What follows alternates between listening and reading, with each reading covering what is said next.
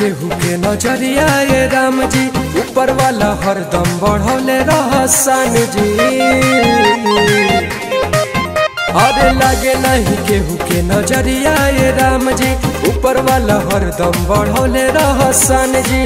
के कवाले ओइनी रौरा नाम के किन जी, नाम के किन जी। हो खो मुबारक राउर जन्मदिन जी, हैप्पी बर्थडे पवन सिंह जी। हाय भोजपुरी के नंबर 1 किंग जी, हैप्पी बर्थडे पवन सिंह जी।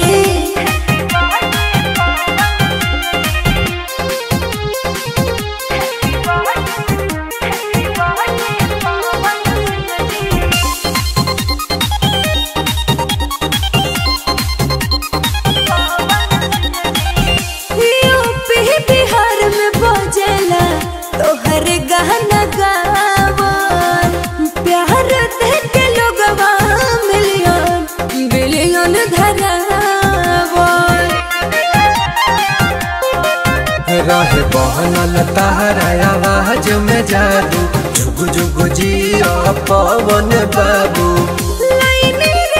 देखी कोई सन लागे पहिन जे, लागे पहिन जे। हो खो मुबारक राउर जन्मदिन जी, हैप्पी बर्थडे पवन सिंह जी। हाय भोजपुरी के नंबर 1 किंग जी, हैप्पी बर्थडे पवन सिंह जी।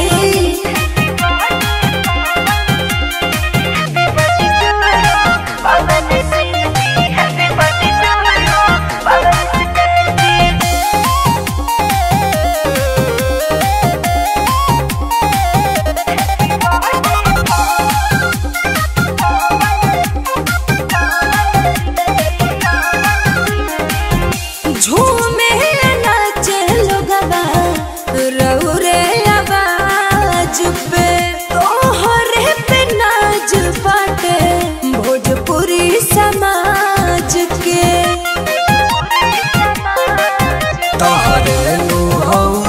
आदर्श से सह करेली प्रियंका बर्थडे विसह।